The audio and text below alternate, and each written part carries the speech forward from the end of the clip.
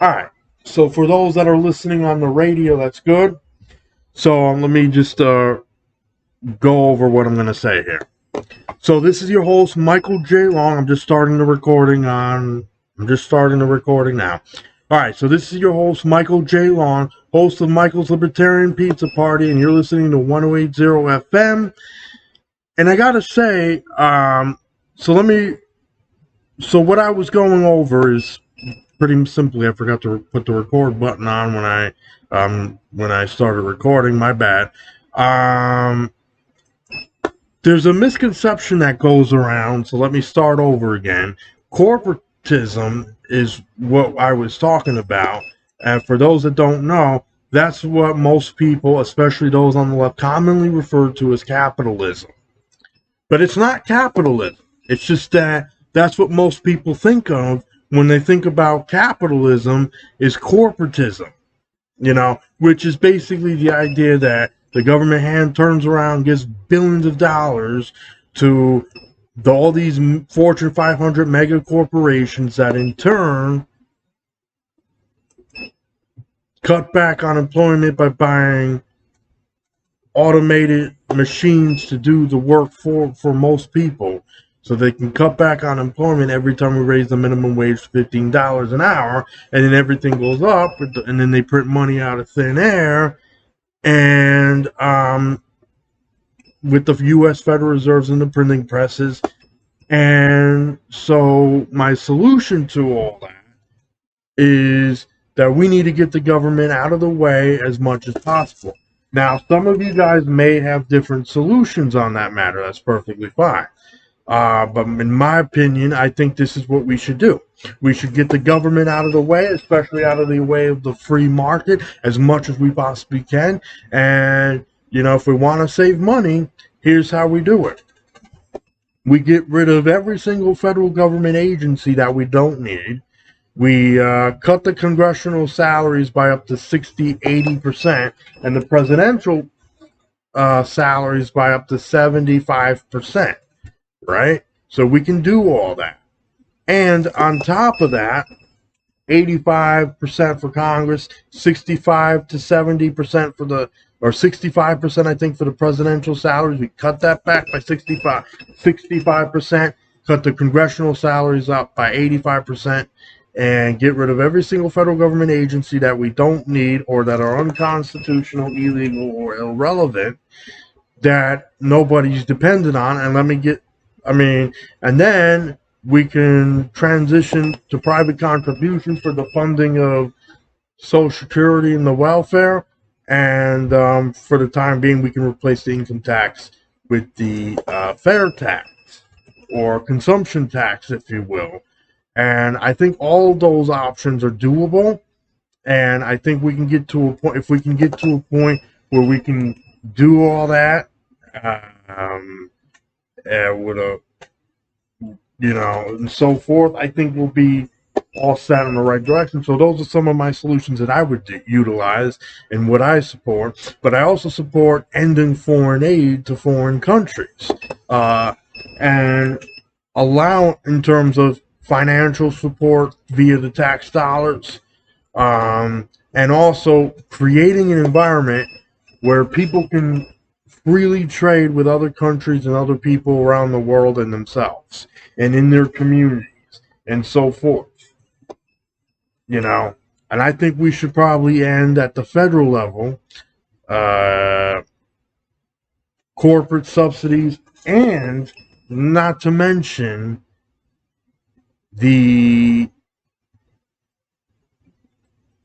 wage controls, because that's part of the problem with wage control. Is you start out at $9.80, however much minimum wage is, and then the moment you increase it, everything goes up, including taxes, because everybody's, and you're basically requiring that the free market, so that, like, for instance, mom and pop shops and 501c3s and so on and so forth have to basically, whoever, especially with for-profit industries and, and jobs and whatnot that get created, whether it's small companies, big companies, corporations, whatever it happens to be, unions. You're basically stating that such people have to pay their workers whatever the minimum wage is.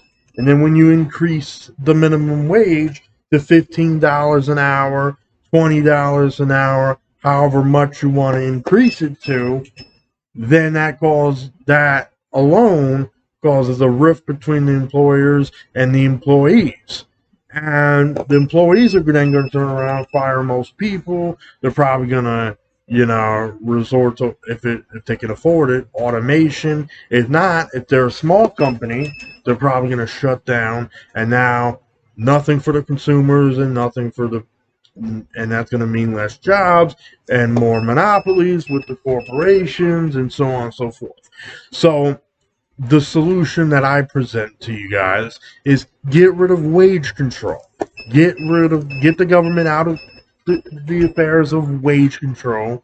Instead of pushing for moratoriums on evictions, if someone's not paying their rent on time, or if someone's freeloading and not working, and so on and so forth, which is a common issue that's being seen not only here in the state of New York, but throughout the whole country, to sit there and tell the landlords that they cannot evict someone because we have a moratorium for COVID, that in itself is ridiculous.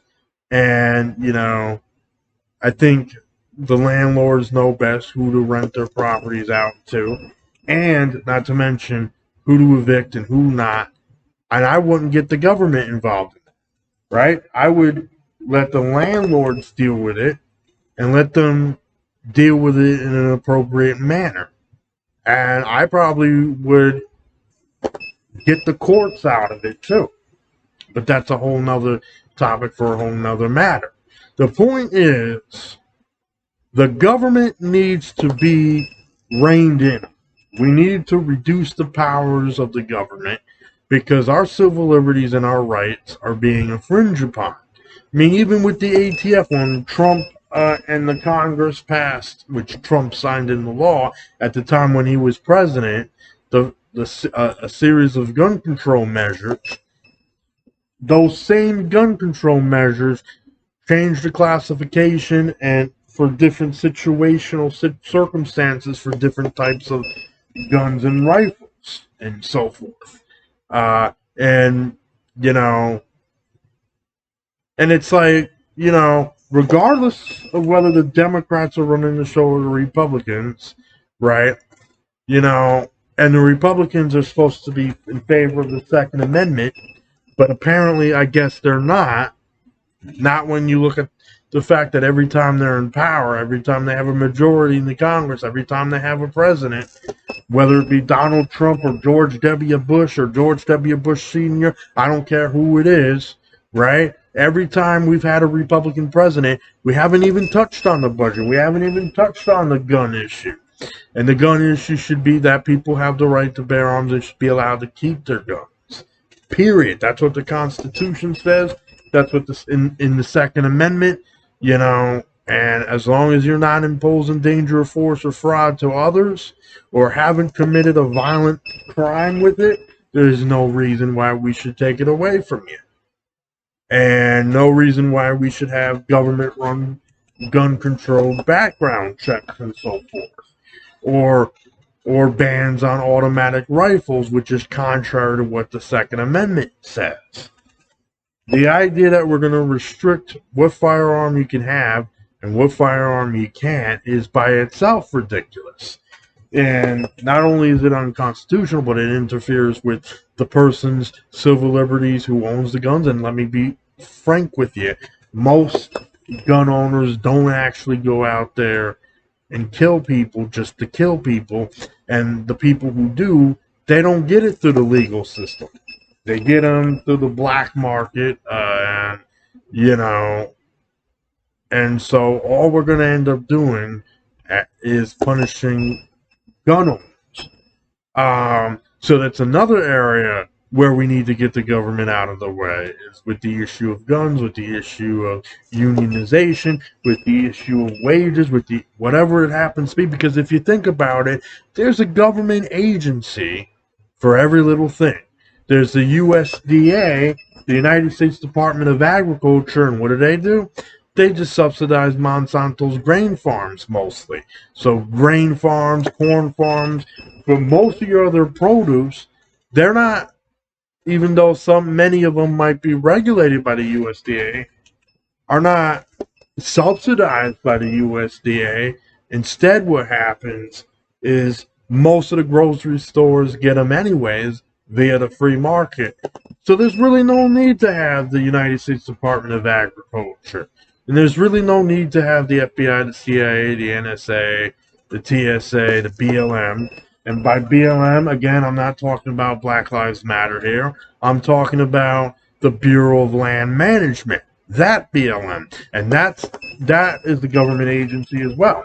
And I think if we're going to go down I think what we could do is we could, privatize all the federal parks and sell and auction up all the federal lands to the free market and to the housing industry and whatnot, right? Or the real estate industry, if you will, the free market.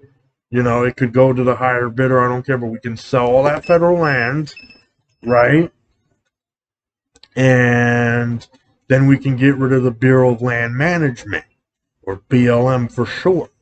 Then we can get rid of the FBI, the CIA, FEMA, the NSA, the TSA, the ATF, the FAA, the FCC, and so on and so forth.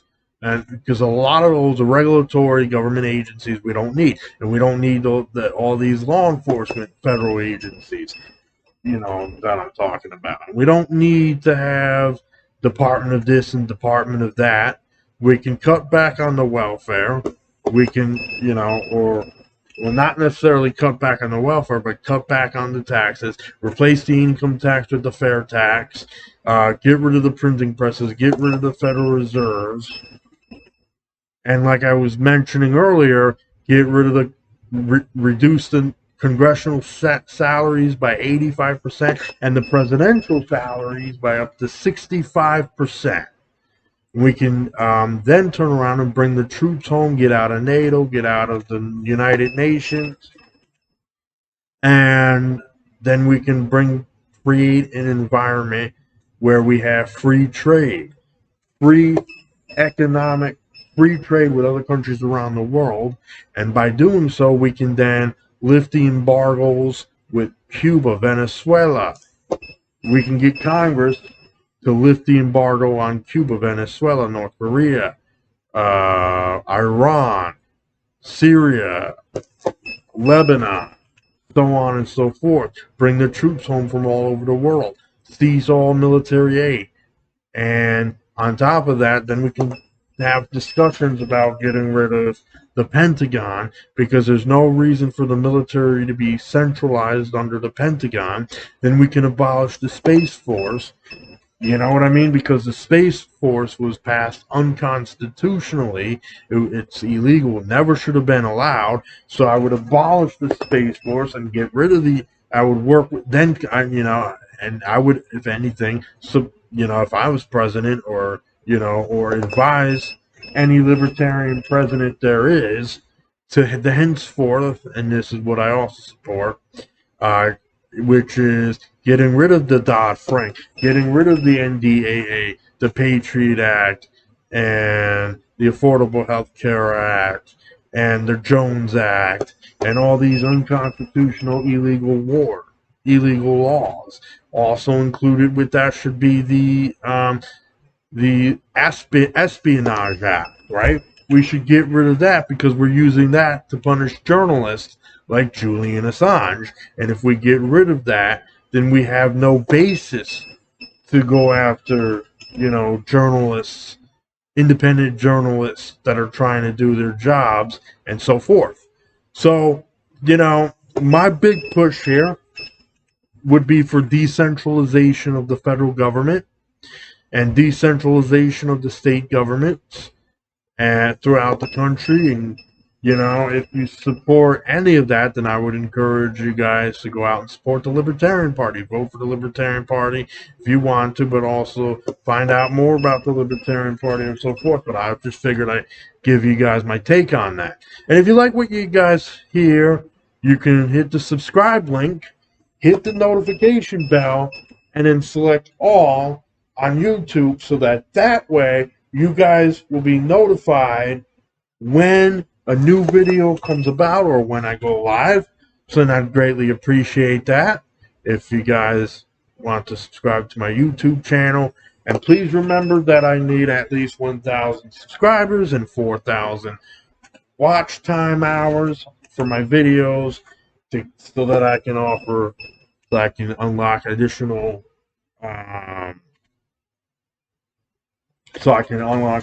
features with YouTube to better serve my audience of which I support.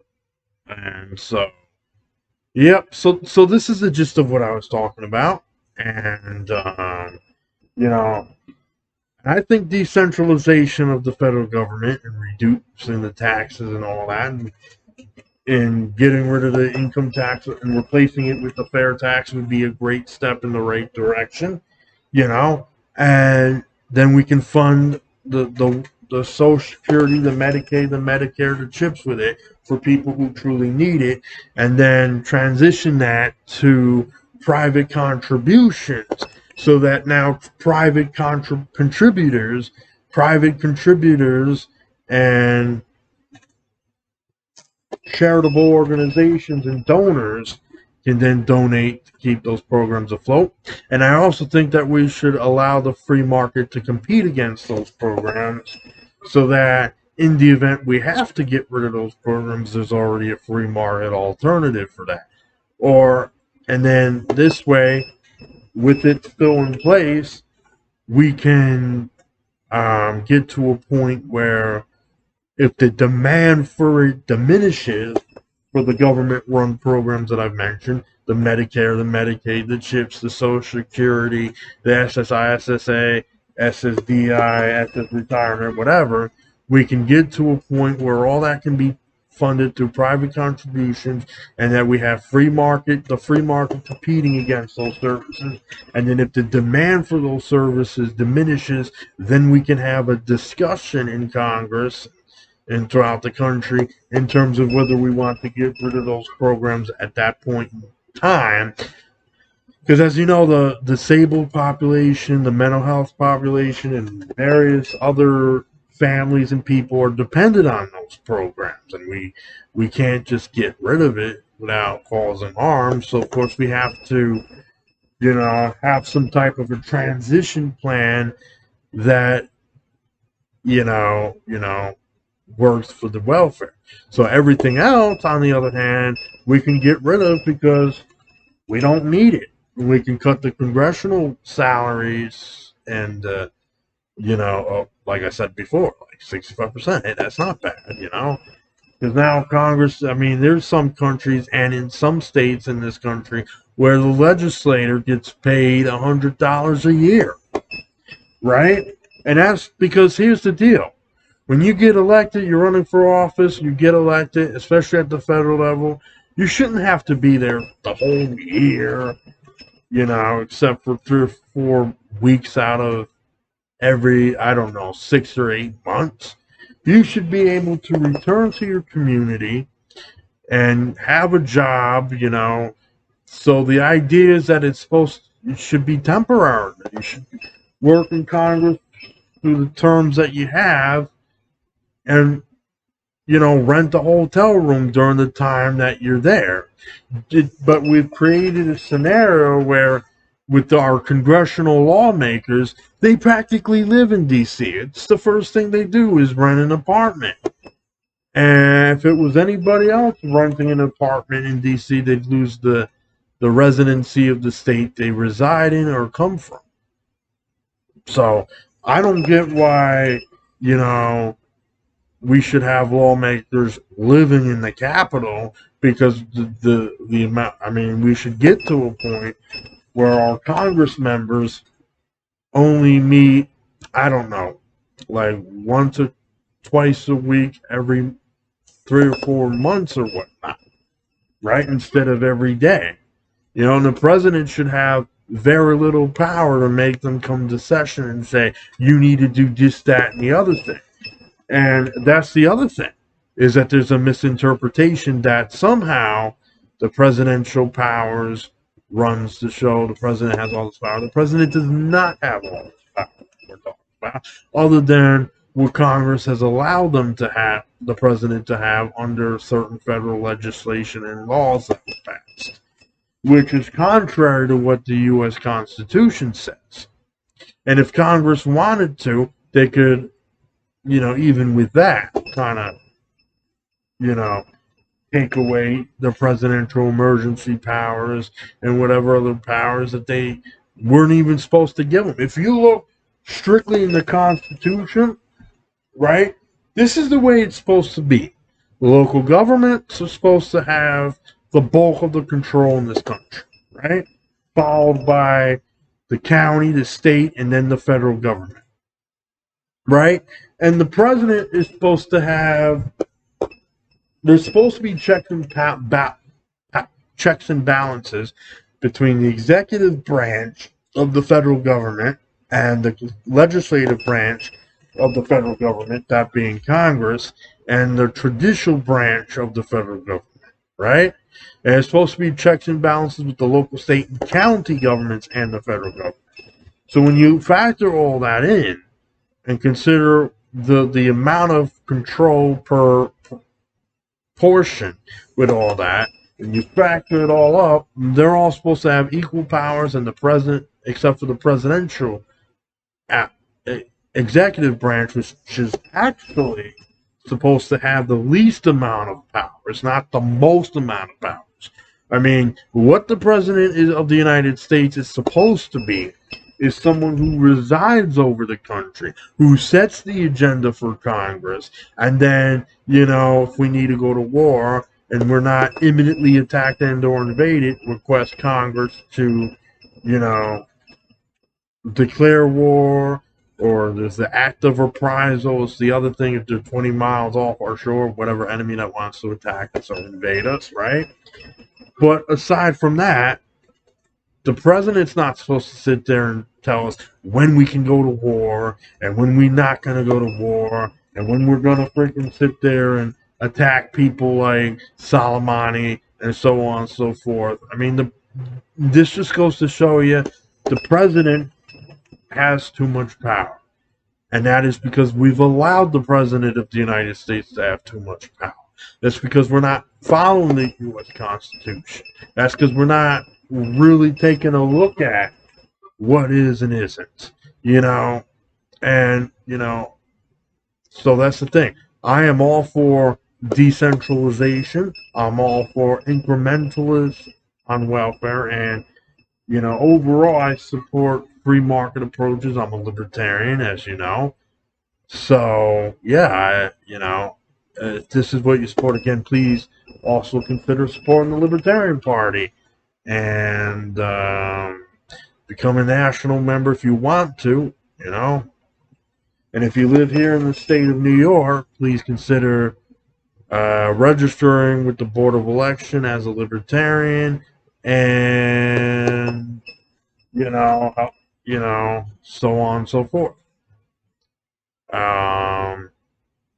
So I'm Michael J. Long. I hope you guys enjoyed this video. Again, you've heard what I said. Please consider earlier, just a few minutes ago, please hit the subscribe link if you want. It's not required, but it would help. Hit the notification bell and select all. And this way you'll be notified of all the videos that come out that get uploaded to YouTube. All right. I'm Michael J. Long, and thank you for joining me. I appreciate it.